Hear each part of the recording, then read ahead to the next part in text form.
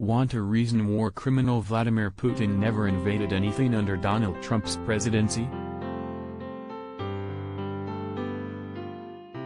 Simple, Russia had no idea how the Donald would respond.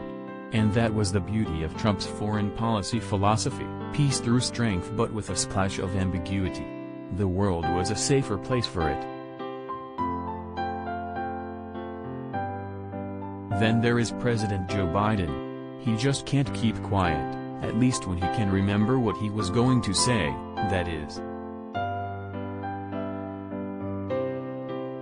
In nearly every instance, Biden has told the world exactly everything he was going to do when it comes to Russia and its war of aggression on Ukraine. He even told our mortal enemy China about Russia's plans, for some reason thinking Beijing would help. Perhaps just another senior moment?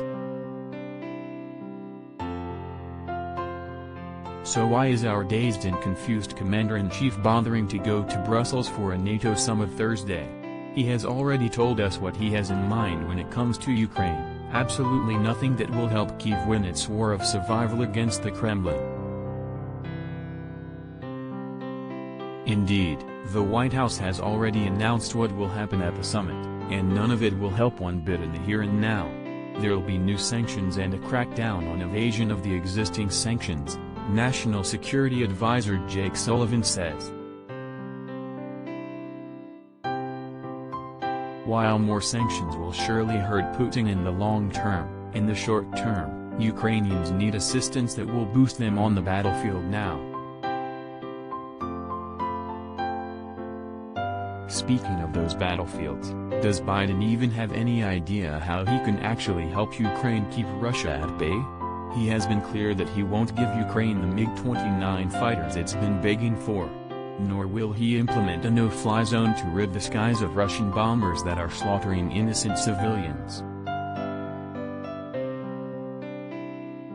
While we can certainly debate the merits of those ideas, Biden just keeps telling us what he won't do, and that only bolsters Russia's hope that it can force a settlement on the battlefield.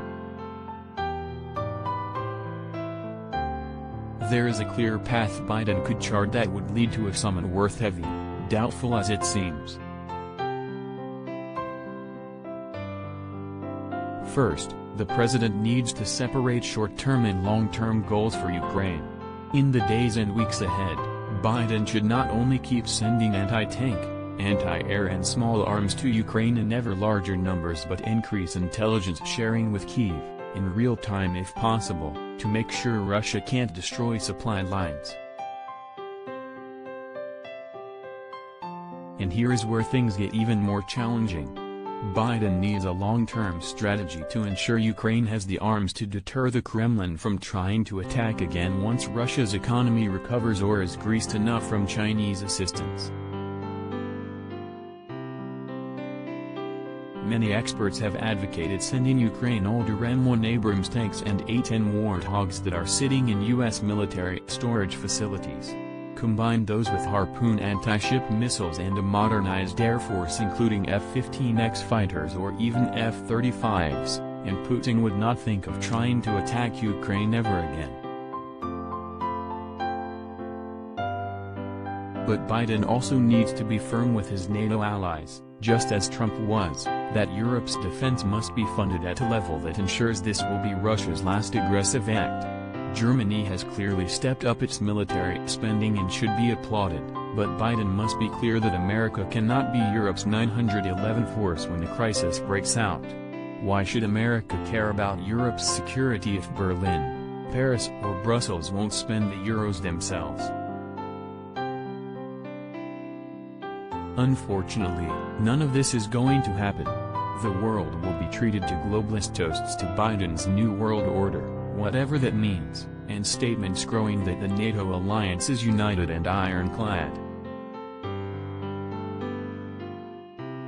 I think the collective free world is sick of hearing that Biden and the West will defend every inch of NATO territory.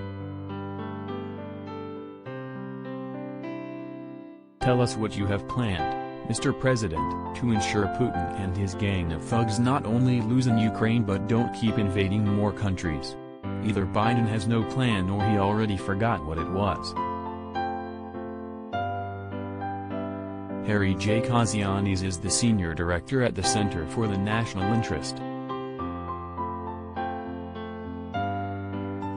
Twitter, @Grecian Formula.